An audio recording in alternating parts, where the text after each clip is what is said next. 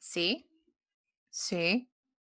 What Hey, whoa, what I'm what sorry. Hey, what's everybody. happening? I just woke up this way. Oh my God. Oh, What's man, going I'm on? hungry. I'm hungry. I'm hungry. Oh, what's going on, everybody? Sorry, I got a little distracted. Welcome to this special episode of Stash and Lash. We're excited to have you on. You are listening to Zombies Live.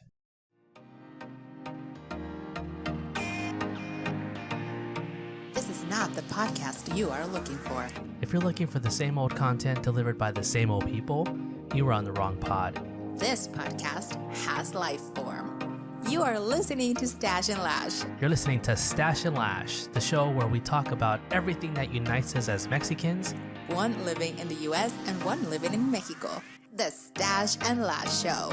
Is this thing on?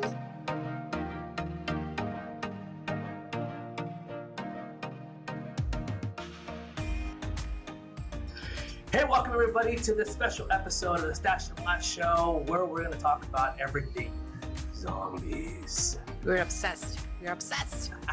Well, as we teased last episode, we were obsessed. We started watching some shows and movies.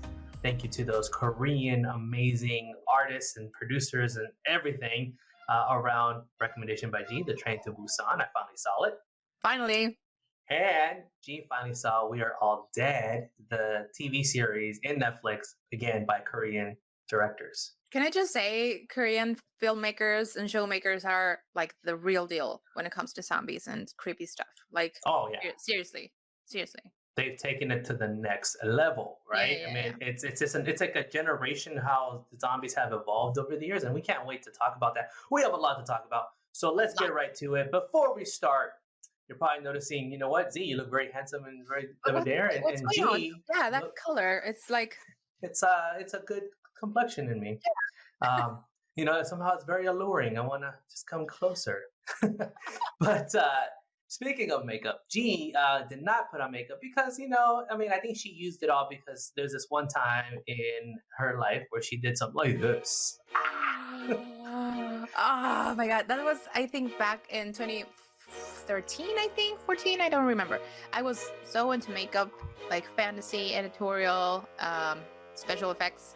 And I got a bunch of materials and stuff like to do the wound on the lip, fake blood, the contacts. Yeah, and I did my version of a zombie, and people liked it. Yeah, it's pretty creepy, and it's so much that if you don't even know what happened, we're starting recording and everything shut down. Like, yeah, this is like take two. Exactly. The minute he shows that picture, everything shuts down. I might not have my makeup today, but yeah, I did it. I'm glad you did it because you put me to shame with that. I know. No. You look amazing, my friend. You look awesome. Hi? Hello. Hi? Hello?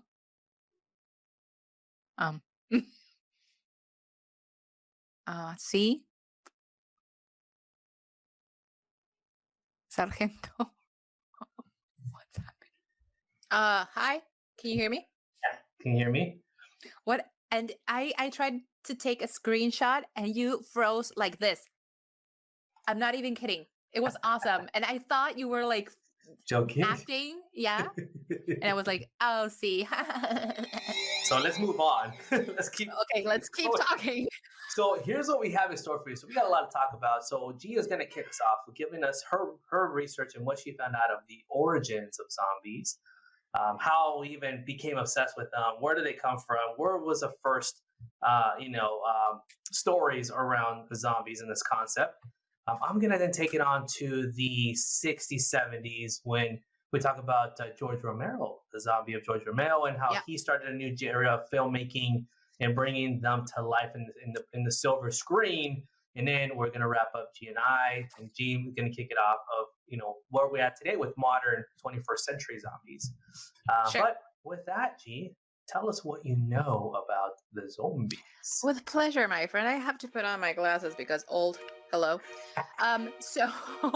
Okay. So every time we hear zombie, the word zombie, the first thing that comes to mind is these dead or alive, like a live dead creature that can be like incredibly fast or not, can be like super strong or not, and that eats people, brains, human flesh, and they're destroying practically everything that in their path. But the reality is that zombie is a real word. You can actually find it. And the how can you understand the word zombie? I'm going to read it right here because it's in African, and I'm seriously gonna butcher these words. But okay, There's zombie. Zombies. You have zombies in I the have house. zombies in my house. I'm sorry, I apologize. But yeah, kids usually like ruin my. Okay, so the word zombie comes from the African language and possibly from Congo, and it's in Sambi, N at the beginning, and Sambi, which means spirit of a dead person. Also, in the other language or dialect called Bantu, Sonbi is it means dead that walks. So it's like a mix of a bunch of words, and they came up with the word zombie, which is basically a dead person or somebody somebody that's dead that is walking around. So with that, we have to keep in mind that we are talking about African origins, and we have to keep in mind the word and the concept of voodoo. So I know we're going to talk briefly about that.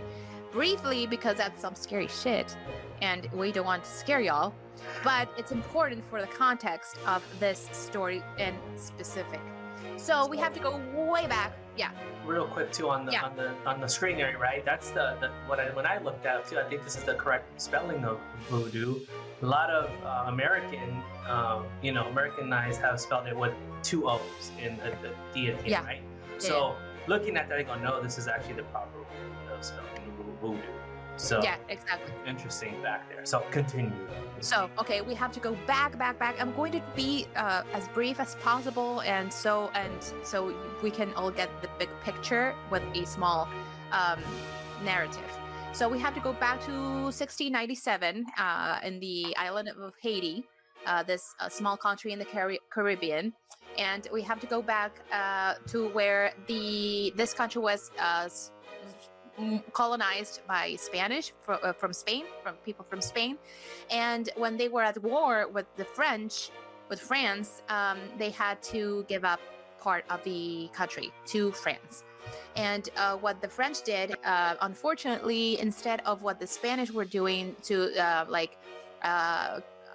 cosechar and have a lot of vegetables and fruits and make it a very beautiful country because the soil is very nutritious, and because it's in the Caribbean and a lot of things can grow there.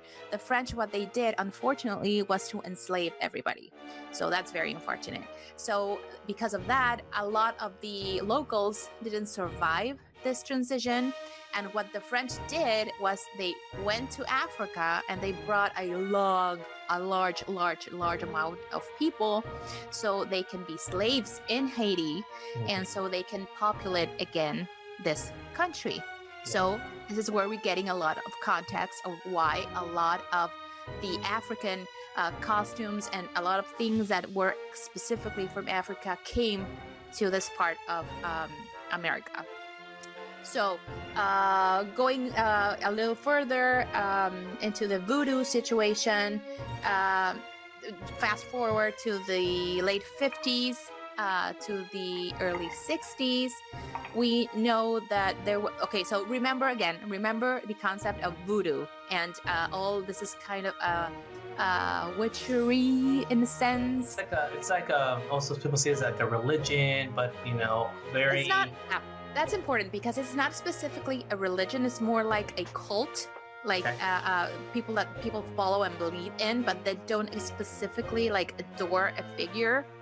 Like, because in religion you look up to something like superior to you. Yeah. Exactly. And in voodoo you have the, how are they called? Let me check my notes. Is it like in Mexico, like curanderos or things like that? Yes, exactly. Yeah. Which they have that's the what power.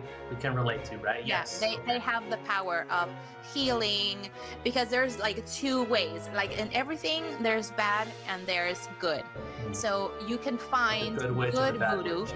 Exactly. You can find good voodoo, I'm sorry, that can do like heal people, or if you have trouble in your business. Exactly. If you have trouble in your business, you can ask this people to help you and make some rituals to help you out.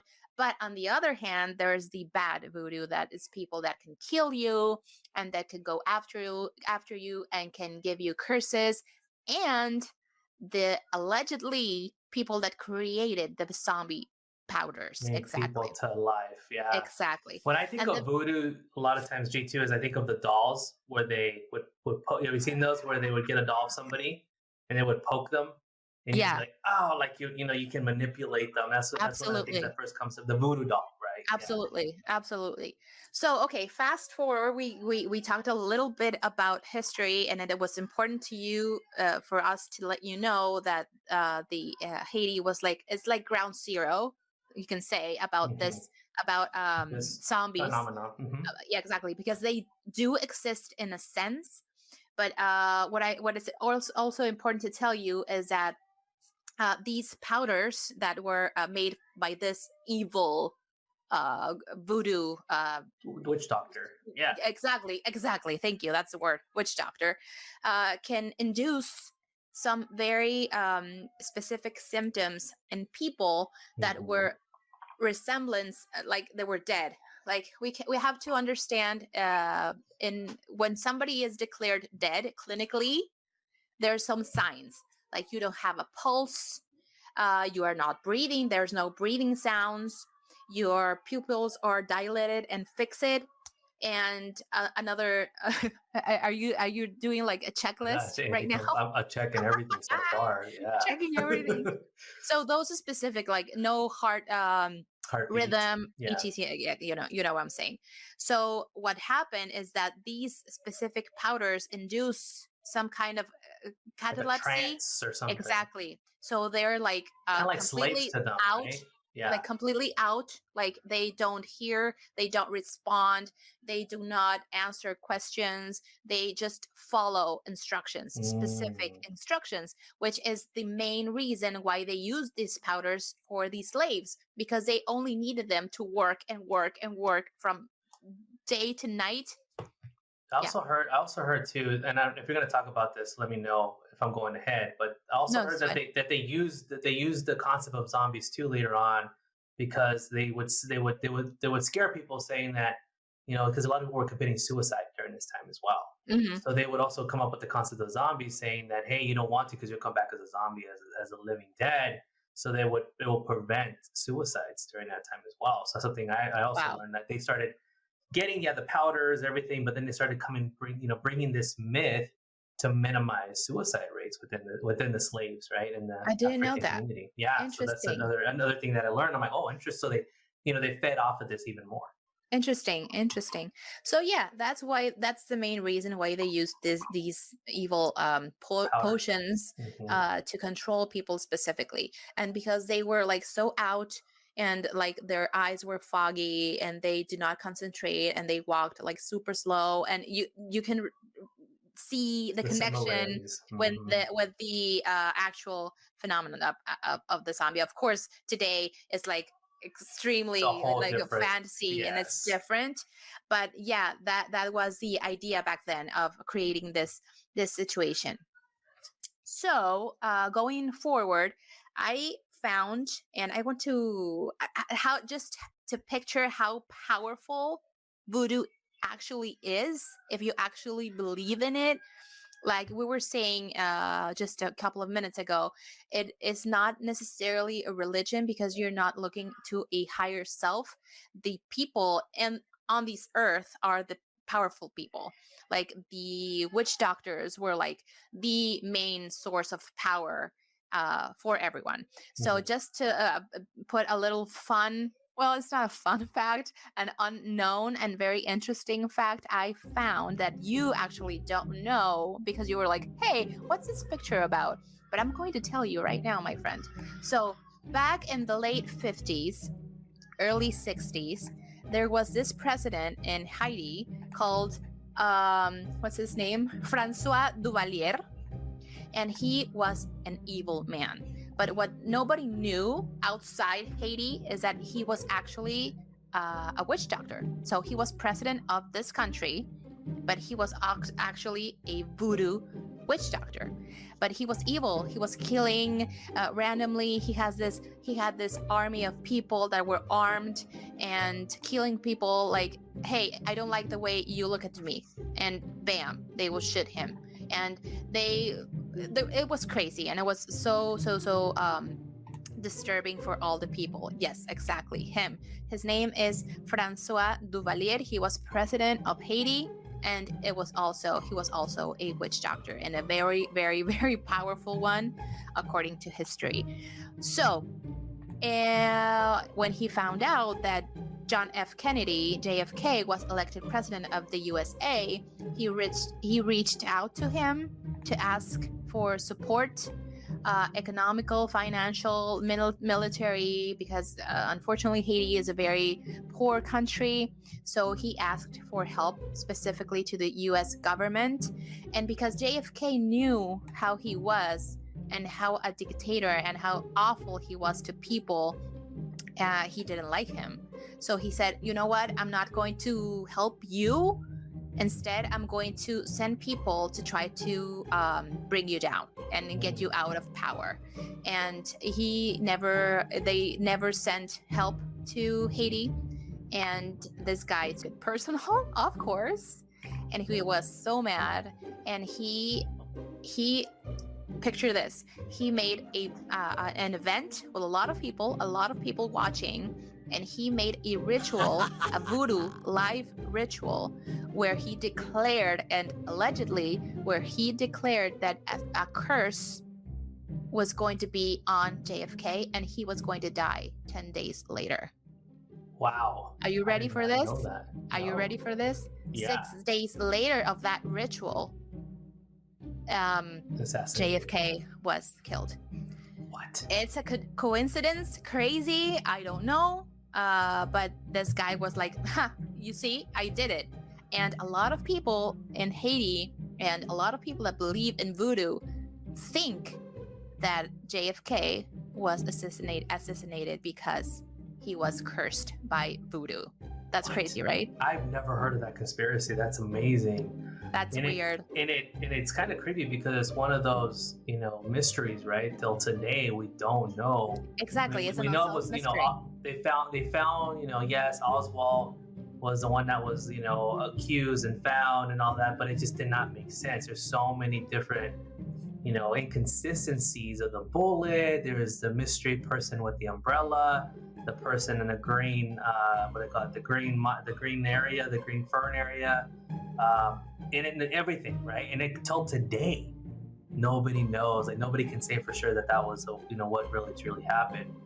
So I don't know, G. That's scary. And when I was reading, I read a bunch of articles, and I saw a YouTube documentary about this, specifically on voodoo. And I was like, what?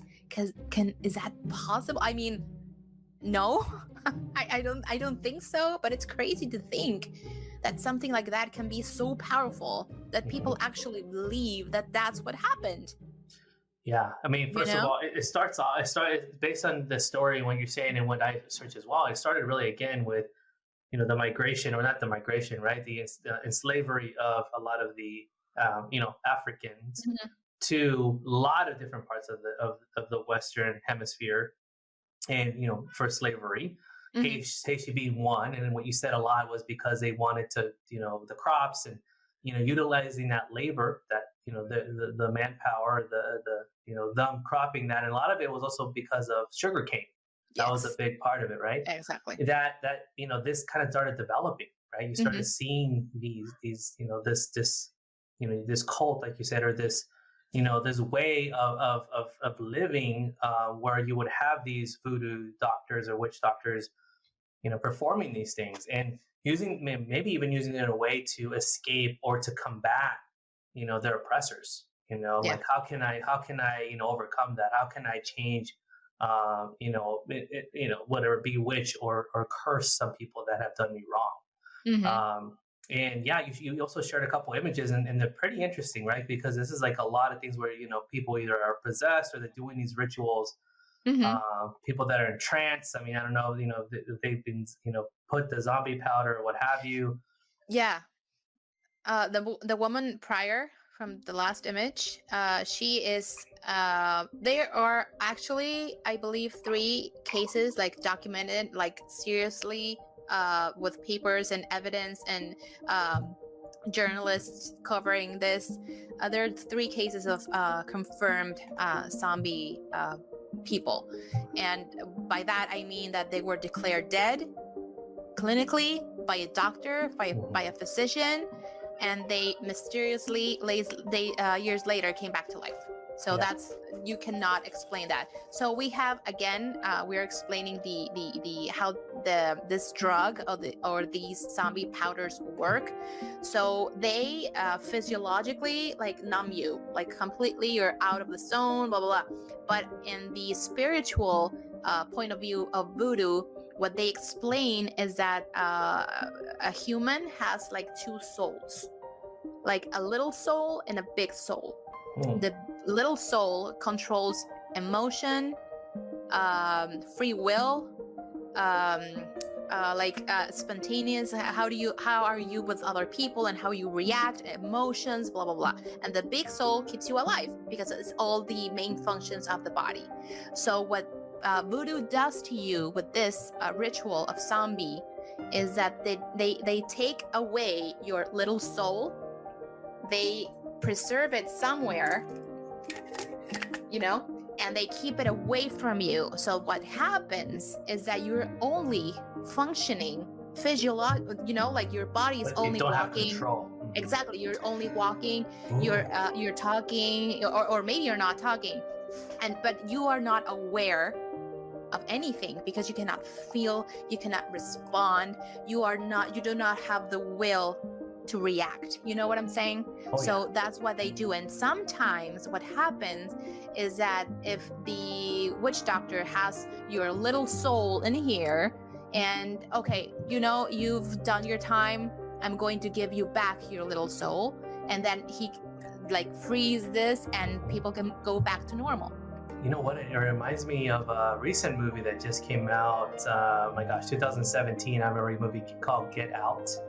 I never watched that. Jordan Peele, and it's a very similar concept where they take, again, it's based off, just, I guess you could say spoiler. It's not really spoiler alert. It's already 3 years old, more than 3 years old, 5 years old, and it's a similar concept. It would take the souls of, again, African Americans, and take their soul and just possess them to be the free will, and actually take the soul.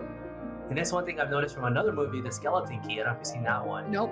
Where they take the soul of somebody else. So they would take somebody younger, and it would live in their soul. So that's, again, a lot of things with souls when it comes to the voodoo. It's weird. And again, it's scary. It's scary. Yeah. It's very scary. So let me talk briefly about these 3 cases that are documented, specifically one that is very intriguing. So again, can you, we have a picture of this man. The first gentleman you showed us. Yeah, I'll pull him up. So 1 second. But let's go ahead and look at him. Okay, here he is right there. There you go. So his name is Clarivius Narcisi. And okay, so apparently he died in 1962. He was clinically dead. He was rushed to the hospital, to the doctor, because he was feeling unwell. He had chest pains, he had difficulty breathing, and he wasn't feeling okay. Long story short, he died shortly after. A medical examiner was able to verify that he did not have a pulse breathing sounds, everything we talked about a couple of minutes ago, and he was declared dead. He was buried in a grave. He also had nails on his coffin, like he had like secured the coffin. He was put under, and years later, he was walking around, and he saw a woman, and he was like, "Hey," I don't remember the name of the woman, but it was "Hey," and she turned, and it was like, oh my God, it was like 6 years later, something like that. It was his sister, and the poor sister was shocked, almost to dead, because it was him, and he doesn't know what happened. He just came back to life. Apparently what happened is that he was declared dead, he was buried, but the witch doctor that gave him the zombie powders came back, took him out of the grave, and released him, like we said earlier. So he came back to life. So he was not really dead. But this journalist was researching that, and he came up with all these facts about what happened to him, because he actually talked. Can you imagine the doctor that declared him dead? Like, Yeah. I saw him. I mean, he was dead. He was dead. And then all of a sudden, that's creepy. Super creepy. Yeah. And another girl, her name was Rosemary. She was 14 when she died. Again, she had a lot of pains, chest pains. She was very young, and she died at 14. She had a very big headache, and she died. Parents didn't have the means to take her right away and bury her, so she stayed 7 days. 7 days in the morgue. 7 days dead. After 7 days, the medical examiner gave the body to the family. She had the ceremony, funeral, blah, blah, blah. And a year later, she was walking on the street, and she was recognized by their parents. I mean, again, they're not really dead, because they're like so much drugged. But how can you stay 7 days on a morgue without eating, without water, without anything, with a cold? I cannot wrap my head around that. That's crazy. That is crazy. Yeah, and again, these are just these stories, right, that have been passed on, and it makes you think a little bit longer, right? I mean, even from the whole JFK and that president, or that person that you mentioned earlier, right, that took ownership or said that that was me. It's like, what? That's crazy. So it was very important to us to give you the whole context of the origins of the word itself, where it came from, because it's a real deal. People really believe this can happen, and to this day, I think not so long ago, there was another case. I don't think it was very much documented, because they're very about privacy, and they don't want to expose these witch doctors. Because they still exist today. Yeah, of course. It's not like it was back then. It's just till today. No, you it's still happening. see a lot of it here in the States, right? Where you see it in like Louisiana, right? In various parts in the U.S. That still practice this type of magic, or this type of seance or witchcraft or voodoo, right? Yeah. Now, Jean, things that unite us. In Mexico, I know we have curanderos. Curanderos. Mm-hmm. Do they? I mean, there's some similarities a little bit, right? When it comes to, you talked about that they do a lot of cleansing. You go to them for advice, or to combat, or to try to convince somebody to, whatever, right? You're using these, I guess, mystical powers to try to get what you want, or convince somebody to do something that you want. So I think there's a similar. I don't know if it's a voodoo related, but I mean, it could be, because I know the Mexico side kind of shares that part of the Caribbean. Oh, the Caribbean, yeah. I don't know if it's exactly the same, or if they share some things. I don't know much. Yeah. But yeah, chamanes, curanderos, they do. And again, there's good and there's bad. There's a lot of bad people that do very crazy stuff, and a lot of people that believe in that. And we have, I don't know exactly how similar. I believe los Mayas, the Aztecs, maybe they had like this way of rituals and whatnot, with herbs and sacrifices, maybe, I don't know. Yeah. And Which is that another kind of thing. topic that we can go into for sure, Yeah, right? sure. Oh yeah. Yeah, sure. Wow.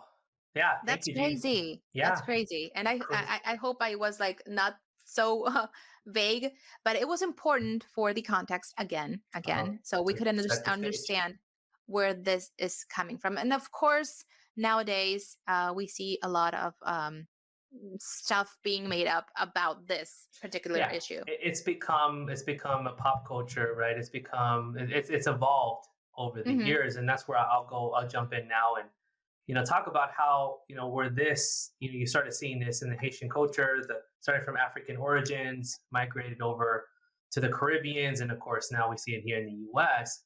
But a lot of that also had to do with Western culture and how they saw the Africans, or the slaves in that moment, and it would always have this connection with dark, mystical.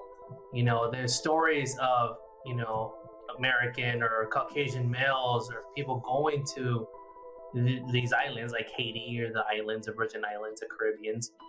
And one of them, as I read about this gentleman here, his name is Seabrook, and he wrote a book called The Magic Island, where he captured a lot of stories around voodoo and the things that he saw and the rituals that freaked him out, and also the concept of the zombie, what you talked about, the zombie powder, and wrote a book, and of course that exposed the West and a lot of the white males or the white Caucasian people. And from there, that's when you started seeing more and more of these stories come out. In one of the earlier depictions of zombies that came out in the silver screen, which I thought was really cool, Gene, I don't know if you knew this, but there was a movie called The White Zombie. And this was back in 1932. And the actor who played the zombie was Bela Lugosi. If you're familiar with Bela Lugosi, he's the original Dracula. Dracula, yes. Yes, and he played the White Zombie, which is interesting because this is also indication of whitewashing in Hollywood, right? Where zombies were mostly Haitians. It was part of the voodoo culture, all this. But of course, they made the zombie white. And it was Bela Lugosi. And if again, you called it, Bela Lugosi is known for horror flicks back in that era. Starting with Dracula, he was, he wasn't the Wolfman, but he was in the Wolfman as an older man. Then, you look at his filming, and it's a lot around horror. He even played Frankenstein, I think, in one, but he also played Igor in the first one. Such a great actor, but such an interesting thing where the White Zombie was the first depiction.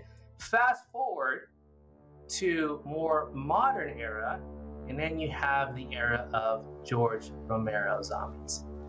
If you're familiar with George Romero, hopefully you do.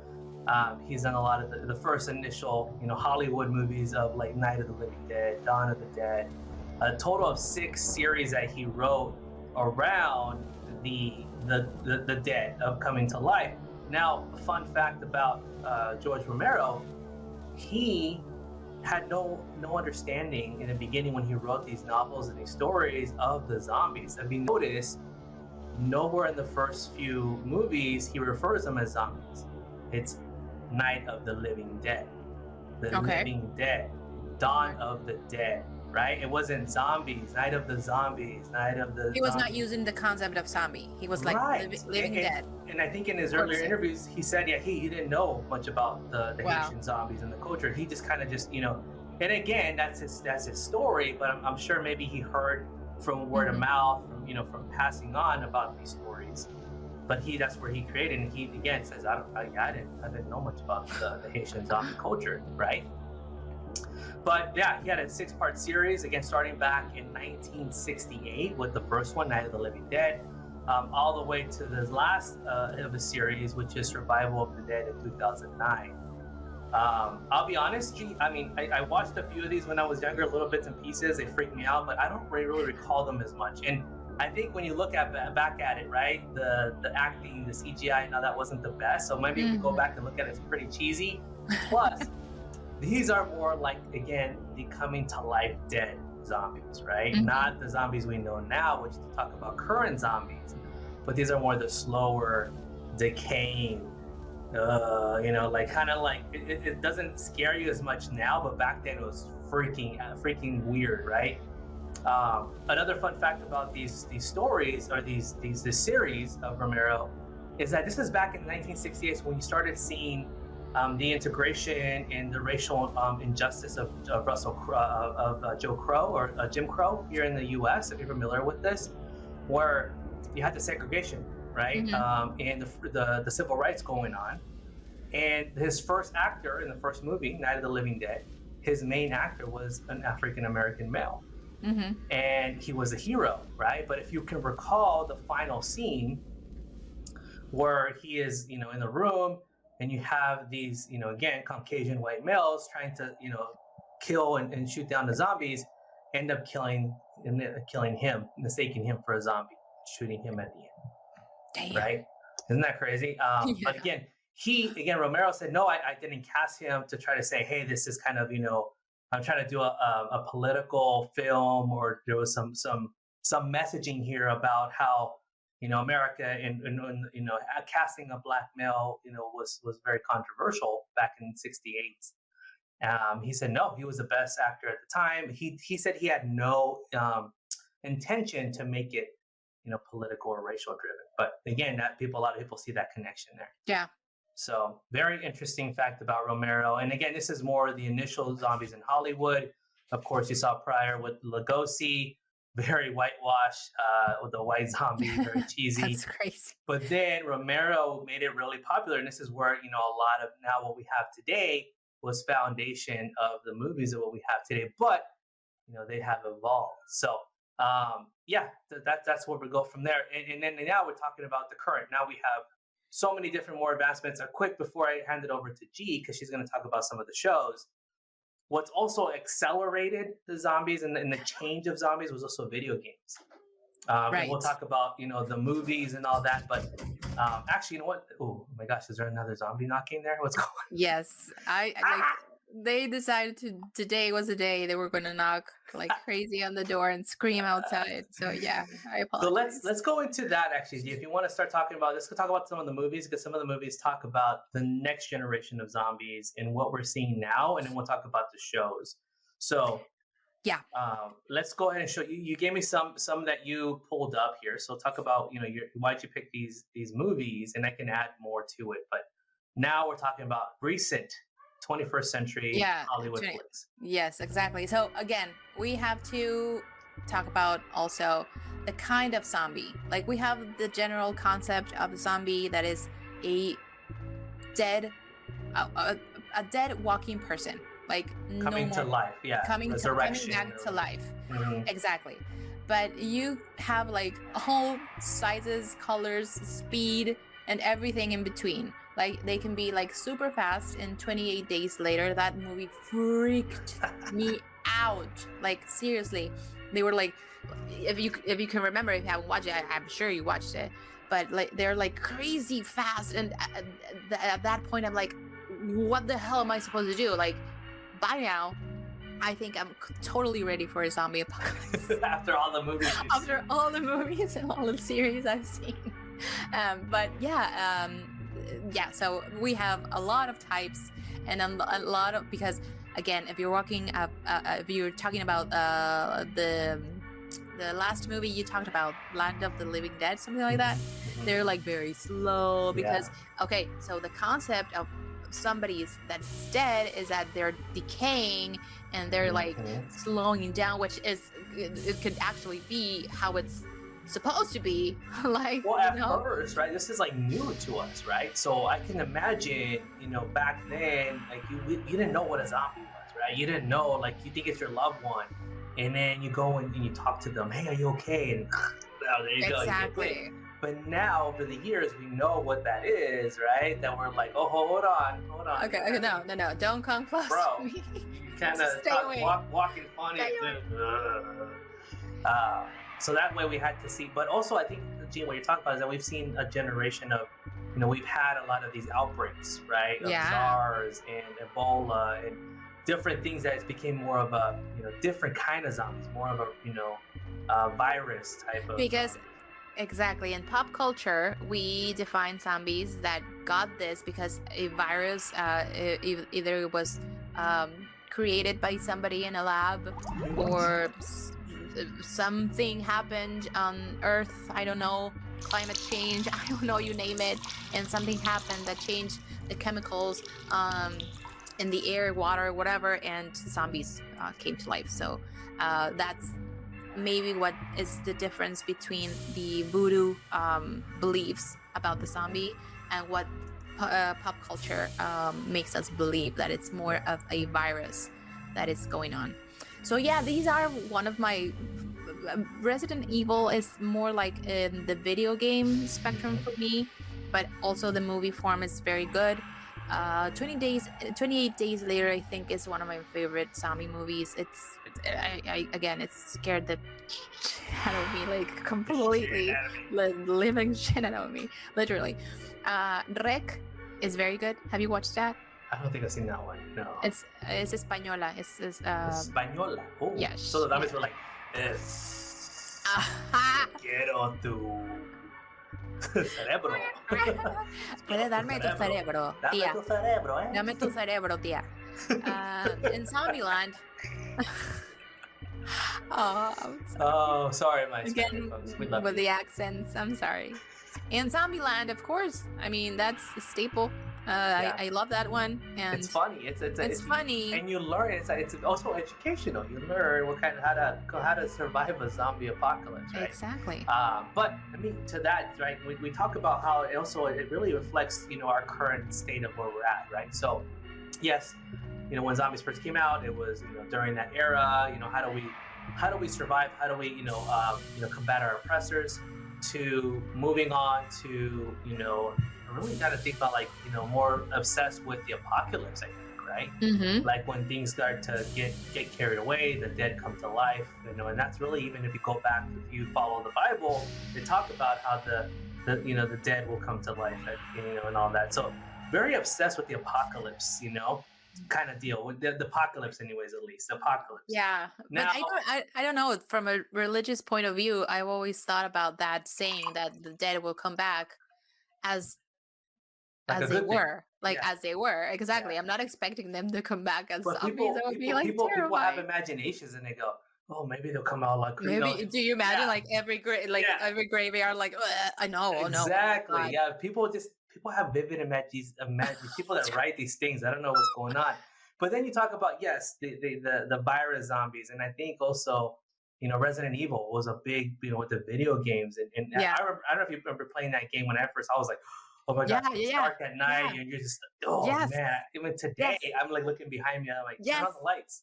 Yes. But then now you're looking at more of the comedies and making life of it. Can we rehab and can we convert some of these zombies to more human again, right? And you're seeing a lot of this change, and a lot of it also is due to TV shows. And you also gave me a list of some of the TV shows that have really made a big impact in today's culture, and here they are, right? I want to admit, the two in the middle, I'm very familiar with, of course. The Walking Dead, if you're The Walking Dead. Really big shows. I mean, there was a time when you would see 200, 100, whatever, several million people tuning in across the world for this show. But then you have some funnier ones on the end, right? So tell me about those other ones that you picked. The other ones, they're like funny, more on the funny side of the zombie, what it's like to be a zombie. The two main actresses, like Drew Barrymore and this other girl, I don't know what her name is, but they are the main characters, and they're zombies, and they're trying to survive, trying not their best not to kill people that much, This other girl from the iZombie, I think she's a scientist or something like that, so she steals brains and she eats them, so she doesn't have to kill anybody necessarily. So that's like in the funny side.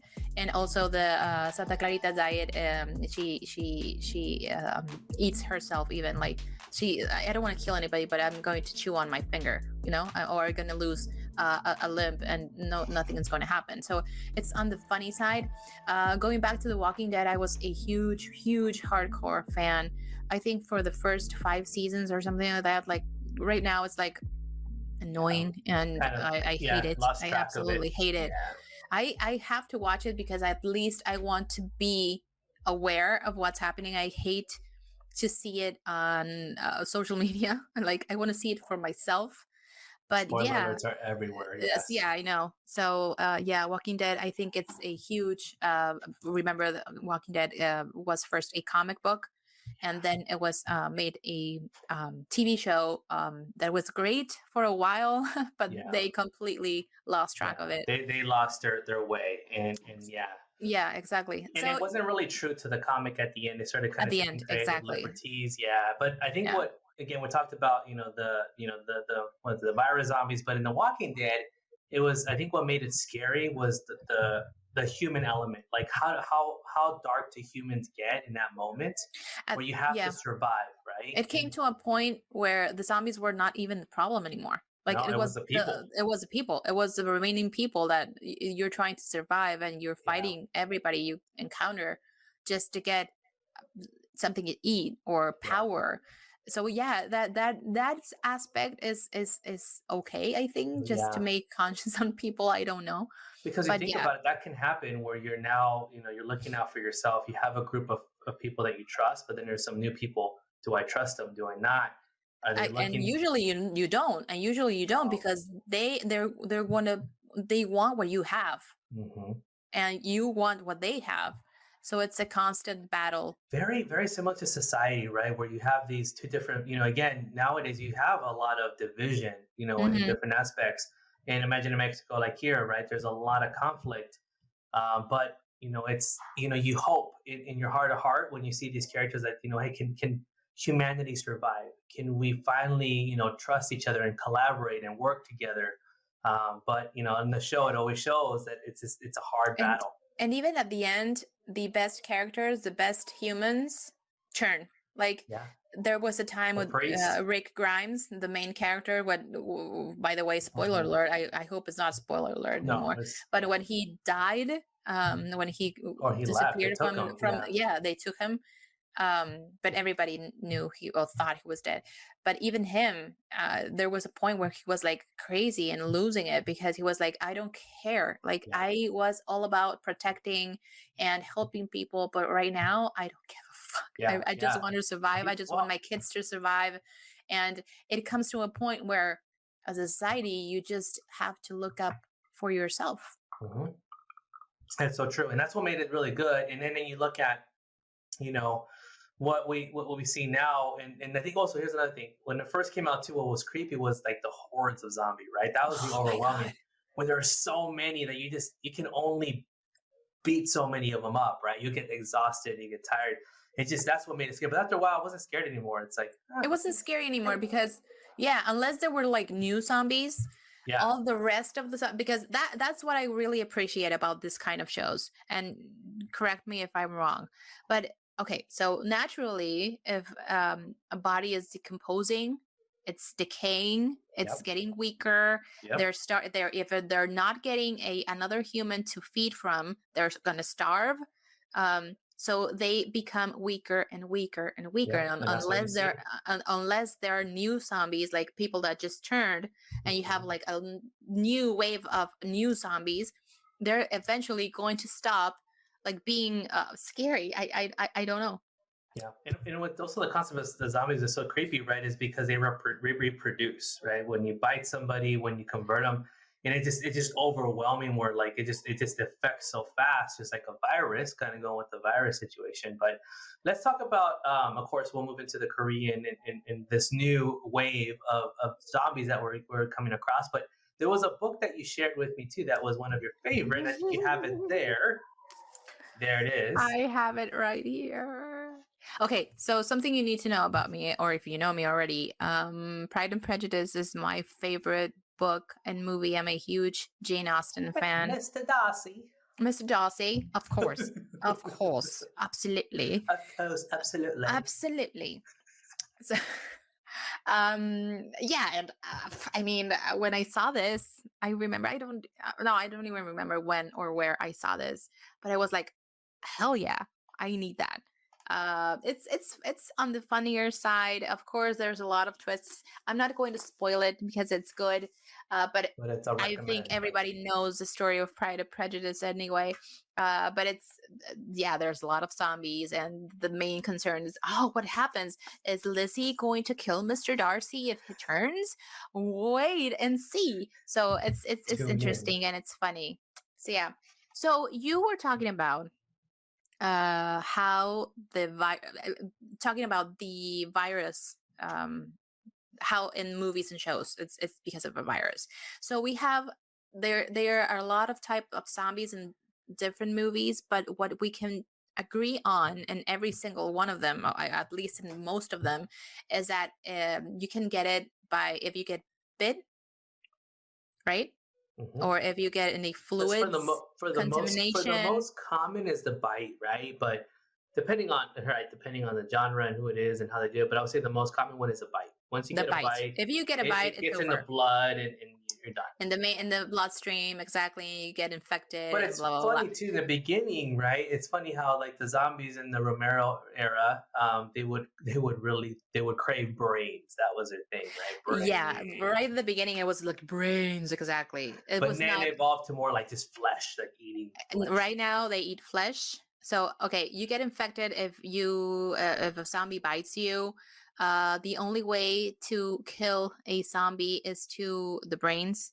I think they all agree on that, because again, if you're just talking about these creatures are alive because their brain is still functioning, the only way you can kill them is to destroying their brains Chopping directly. their heads off. Yeah. Exactly. Which made some of the characters really awesome in like The Walking Dead, right? When you would see, like the samurai swords and the chopping off and all that. I was like, oh. It was such a good show, man. I mean, I'm sorry, Walking Dead fans out there, but No, yes, I think a lot of people have gone away. That's why it hasn't been as where it's at now. It's kind of going down.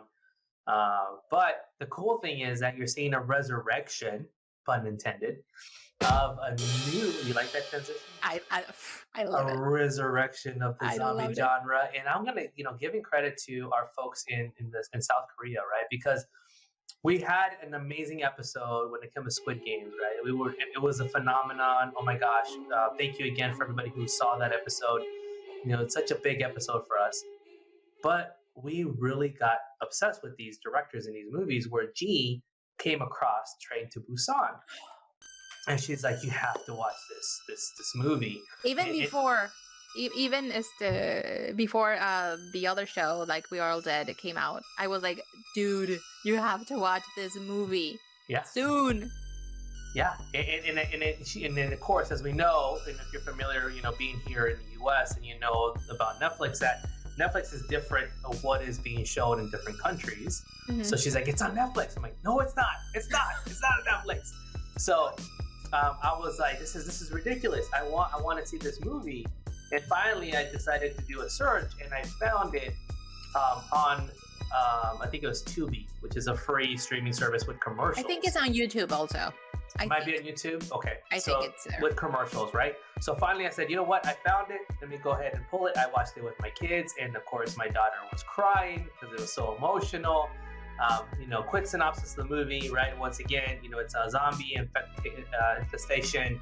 There is this dad trying to take his daughter to go see his mom in Busan, taking a train, hence the word Train to Busan. And that is the whole premise, right? Is he's trying to take her to Busan in this train while the zombie infestation is happening. And it's a roller coaster of characters. And this is what I like about these producers, is that you get so attached to these different personalities and these different people that you come across that you're invested, right? You want them to survive, and there's a lot of twists and turns, and of course at the end you expect a happy ending. Yes, there's a happy ending per se, but not the happy ending that you expect. Not the happiest of endings, which also I love. I appreciate that, because it's not like, we're saved, everything is perfect, my dad died, but it's fine. I mean, no. It's a not horrible the happiest situation. Yes, we made it, but we're alone. We have nobody from all the freaking train. We're all the spoiler alert. I hope we're not spoiling this. But yeah, and the catch is that also the unfortunate situation about this freaking train is that they were like, okay, ready to go. Yeah. And this person just like slipped into the train and she was infected, and fair enough, everyone else got infected. Think about a train, right? You're in a tight space. Tight, small space. Tight, small space, and trying to survive that. I mean, it's a roller coaster of a show. And you said it right now. It's such a small space that you have to engage with all the characters, and you have to like engage in what they're going through, and what like every time they try to like go to one car to the other, like, okay, no, don't move, don't say anything, like you as the audience, like, shh, don't say anything because they're gonna hear you. Like it's and again, it's so good. It's the so acting well was done. Good too. The Oh my gosh, acting, the little girl, the little girl. She had. It's funny. When I was with the kids, I was saying she had this deadpan look, like always. And then all of a sudden you saw her personality change and becoming more like that. Oh my god! Like you started seeing come to life. Very ironic, of opposite of a zombie. She actually looked like a zombie at first. But Korean kid actors, man, they're really amazing. Amazing. There was a scene where, again, spoiler alert, but it's not a big premise, but where they say, hey, there's somebody's in the bathroom, and she's like walking, like, oh, look, let me go look. She's Mosa, right? They open it up and there's like a homeless guy in there, and the CEO, by the way, the CEO is a jerk, and you will hate the heck out of this guy. He says to the little girl, hey, this is what you need to go to school, girl. You don't want to end up like him. And then she goes, so my mama said that people that say like that are jerks or are bullies. And he's like, your mama didn't go to school then, or something. He was so offensive. Yeah. But it's such a great, I mean, it's funny, but then it gets really, I mean, it's so good. It has moments. Yeah, it has moments where the other big guy, like the hero, that the husband of the pregnant lady, Don Lee. It was Sing Hwan, which is Don Lee, is the actor, and he was the actor from, if you've seen the Marvel movie, Eternals. The Eternals. He was in the Eternals, right? Yeah. Which is awesome. And again, a lot of good actors, like you said. He was one that stood out to me. And then Gang Yo, which was Siku was a dad. He was in Squid Games. As the guy that would be doing like a, is it red or blue? Red or blue. Play that game, right? So good actors, amazing premise. So I would highly recommend. It's so good. Yeah, go ahead and watch it. One thing that does it for me is how, I mean, and the possibility, of course, but how realistic does a zombie look? I don't know if this is a particular quality of Asian actors, but they're so flexible, and they do like this crazy, and that the sounds of the bones crackling, the crunches, and how they bend when they're turning, that's freaking scary. Like that's scary. Yeah, when you watch them, you'll notice the difference in the type of zombies that they create, where it's just like a flexible, like they just... yeah, exactly. Everything cracks. They're super fast. They have this strength. I know. Because before I watched this, what's it called with Brad Pitt? World War Z. Mm-hmm. That was scary because they were fast. They were like fast, and they climbed. And no. Okay, that was kind of this, but with a little more of a flexing and acrobatic thing to it.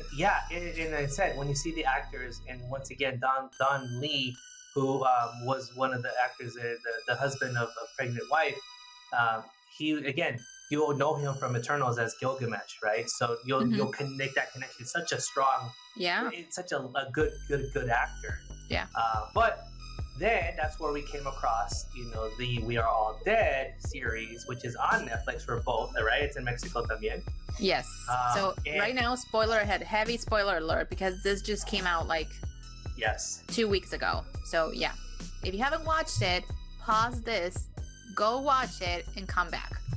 Yeah, okay. So we're gonna wrap up with this because oh my gosh, I was hooked from day one, and also there's some cast members. Actually, there's two cast members that I recognize. One from Train to Busan, and then one from the Squid Games. Yeah, the girl. And the Right. and the pink cardigan. The one that was, if you can recall the scene in Squid Games where they were playing marbles, right? They were talking as they were best friends, and then finally they had to make a choice who's going to die. She made the choice and said bye, bye, and then you heard her getting shot at the end. What a bitch! I told you, I was like watching. Oh, G's gonna like get excited because she recognized her, but she plays such a great villain, or such a someone you hate her. Hate her, yeah. You hate her, and you see, because if you see this show, there are like a couple of specific cases where you like, fuck yeah, instant karma. Like, yes. Oh yeah. Yes. Payback's a bitch. Yeah. Yeah. But then you have somewhere you're like, oh my gosh, what? No, I did not. Why? Right? It reminded me very similar to if you watched Game of Thrones, for example, where you get so attached to these characters, but then they kill them off, and you're like, what the hell?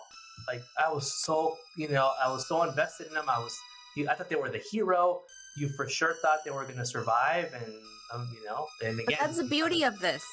That's the beauty of writing, because you cannot rely on one character. I mean, that's awesome writing right there. Yeah. Well, you catch people off guard, right? Exactly. Yeah. You expect the reaction, and you expect like, okay, now what the hell is going to happen now? Like, if we're not going to spoil this part, but one of the main characters something happens to one of the main characters in the show right at the end, and it leaves with a massive cliffhanger that I'm pretty sure what's going to happen. I don't think he's gone. I think he is, but he thinks he's not. Yeah. So when you watch this, you'll let us know in the comments if you know who we're talking about. Do you think he? But what I love about this show too is there's a lot of storylines, right? You have the best friends who are really good friends, but in reality they're starting to like each other. Yeah. But they're trying to hide it. Stop it. They're so sweet. They're kids. They're kids. And you can recall, that connection. When you had a best friend, and maybe eventually you saw them different. Like, okay, whoa. Yeah. Hey there, right? Yeah.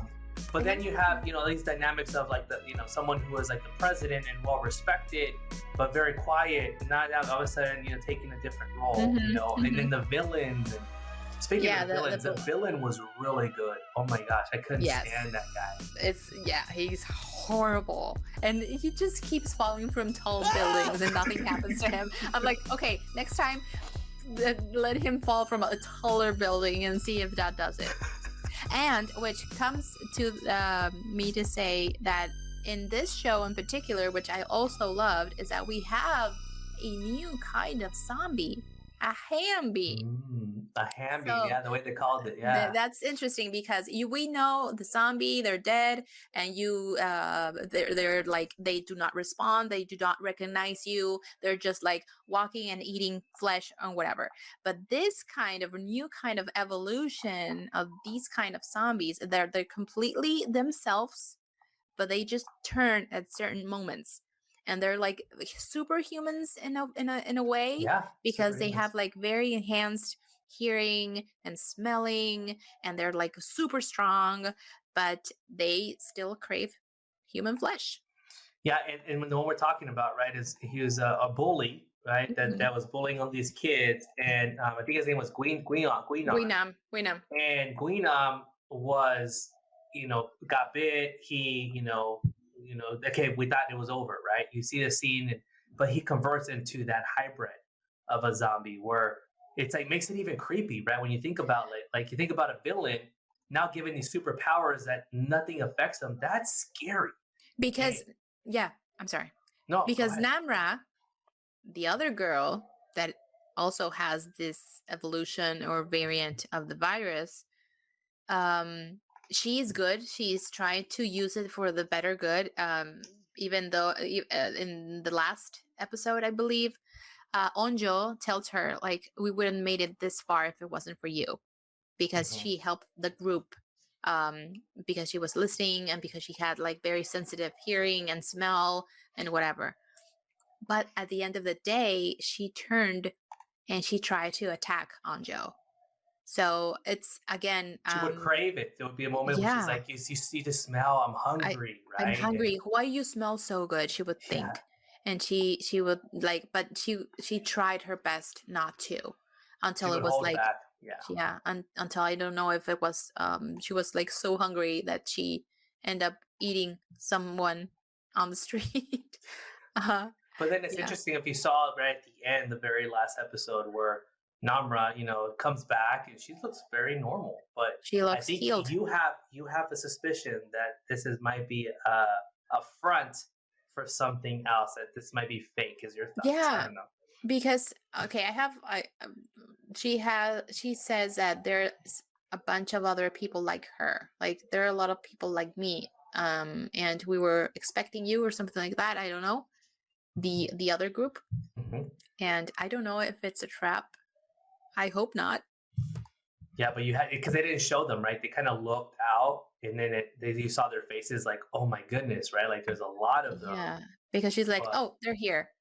I'm going to go get him. And she jumps. She yeah, jumps up the roof of the building. And yeah, that's where it the ends superpowers, right? with a Yeah, massive cliffhanger. So I heard that there is definitely a gonna season be a 2 second. on the Yes. making. Yeah. Fortunately, we are going to have to wait at least a year for that to happen. But in the meantime, go watch We Are All Dead. It's Yeah, good. and they're about It's almost good. 40 to 60 minutes long. Each Yeah. one. I So think you're one gonna get episode. a lot of a lot from I those think movies. one episode is like 1 hour and 20 minutes or something like that. Like one of them, but most of Yeah. them are over 40 minutes. So the quick MVPs for me from the show, of course, has to be the two guys from there, right? The good friends, and you brought it up earlier. So of course, is it Ching Sung? Shen Song. He always trying to be the hero. Really, always went out of his way to try to put his life in danger. To save, whether it's going for a phone, whether it's going out and looking for things, getting the hose to bring it in. He was always on top. And then of course, his good friend, which they had the love triangle going Yeah. on there. Is it Suyuk? And he was again, kind of. I would say he's probably like the popular kid, the good-looking kid, and The athletic one. The athletic. He would be fighting, very athletic, and again, same thing. Always trying to, help him and his friend. Always trying to, be the heroes, right? Which I love. But then, of course, you can't go without, going over the main. I think one of the main ones was that one that you always wanted to pull for, and you felt bad when her father died. What was her name? Anjo? Anjo. Yeah, it's such. It was like all the trouble for him to get there. Yeah. I was like, no.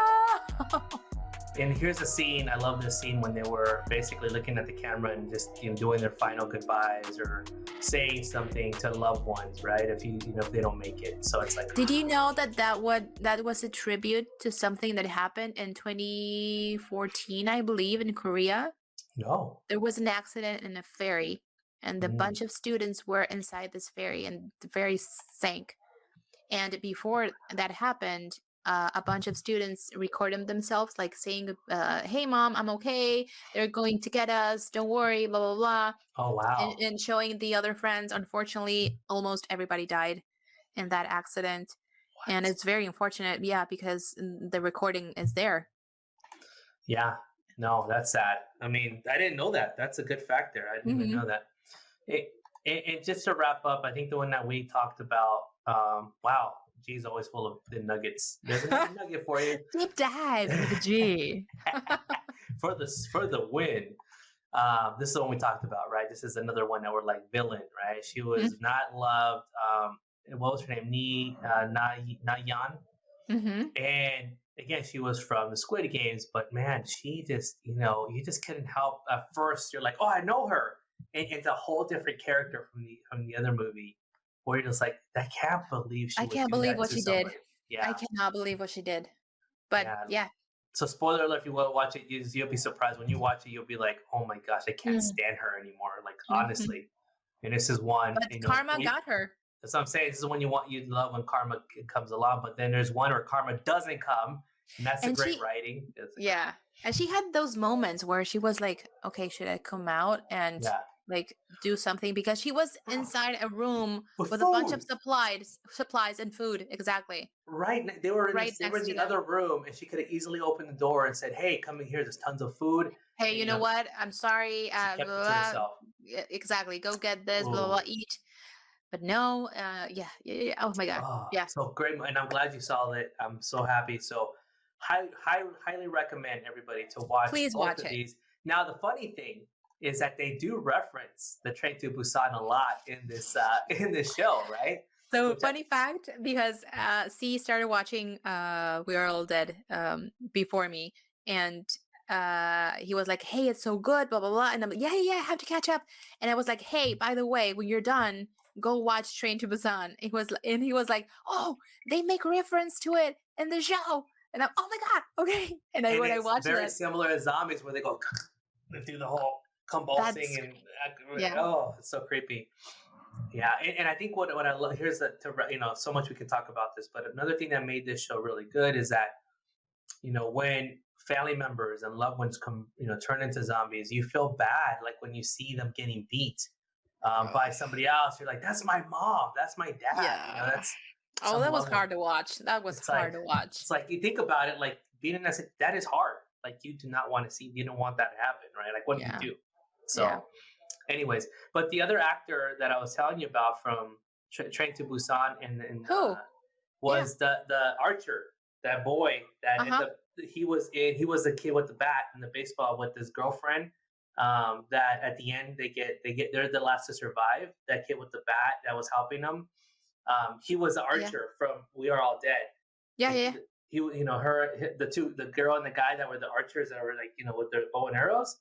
Yeah. He was in both movies. He was the Archer, and of course he died, right? Because he got bit in the gym by that bad guy. But then in the Train to Busan, he was the last kid that survived from the baseball team that had the bat. Oh, okay. I have to watch that again. Yeah, there was that girl, okay. that scene where the girl comes in and she's like, "Hey," she sits with them and says, "Hey, lover boy, I like you," whatever. And he's like that kid. So I'm like, oh, he's in both. Mm-hmm. Okay. Look it over. So. Wow, a lot to unpack. I knew we were going to go over an hour. But, again, thank you, everybody, for hearing and listening to this amazing story. I mean, I know it's not Halloween, but it's very topical because we are currently, looking at these amazing shows from these amazing Korean directors, feeding off the Squid Games. But I want to give a shout out, want to give our love to them. And again, what better way than to say, hey, this is the origin of zombies, how they got started. And one thing that me and G again are connected with from both sides from there in Mexico, here in the U.S., that we both have a passion for and we can relate. Yeah, of course, absolutely. So yeah, exactly. You said it before. It's not Halloween or anything, but it's so current at the moment. The show, it's everywhere. It's amazing. So go watch it. And we figured, hey, we should talk about the show, but not only about the show. So we should talk about everything that is a zombie. And again, as much as we love to create entertaining content, we also are trying to be like educational and trying to do our research. And because we're nerds. You'll know that. You'll know that eventually. There's a lot of nerds out there that can relate and love this stuff, and you probably do your own research. And please comment down below if there's anything that we miss. I know we've missed a lot because we can only say so much in 60 minutes. I know. Please put down anything that you learned that and we love the comments, by the way. We love those comments from the Squid Games, from everybody. Very, very good analysis. Tell us your thoughts if you're a big fan of this genre, of the current zombie trend that is going on with this new generation of zombies that do this convulsing, acrobatic, fast. They set style. the bar high. Like, I mean, if somebody is doing something new with zombies, like they have to, like, I don't know. You got to reinvent it. If it's Korean zombies are like flexible. Yeah, it's creepy to see that. It reminds me of the movie from The Ring, when she came out. Came out of the TV. Just something about that just creeps me out. But Thank you again for listening to us. Don't forget to subscribe, to like us. Please, share this content with friends. If you have friends who also geek out on this, who are internal nerds and love anything, join us next episode in a few weeks where we dive into everything tacos, right, G? Everything, absolutely everything. Like two Mexicans, it doesn't matter where you're from, but we're Mexicans, and I think our favorite food of all time are tacos. So what better if we can talk and take a deep dive into the history of tacos through and through. So it's going to be amazing. So stay tuned. Give us a tortilla and something to put in it, and we will eat it. Everything that fits in a tortilla is a taco, right? That's what they 100%. say. And there is so many variations. We're going to talk about that. We're going to be like, we're going to talk about original tacos, how there are tacos around the world. The fried tacos, shrimp stew. With a little brush on the floor. Like 5 hours later, and that's all about tacos. And that's all I have to say about that. All right, my friends. Thank you so much. Be safe. Thank you all. Learn, survive. We'll see you next time. Bye. See you soon.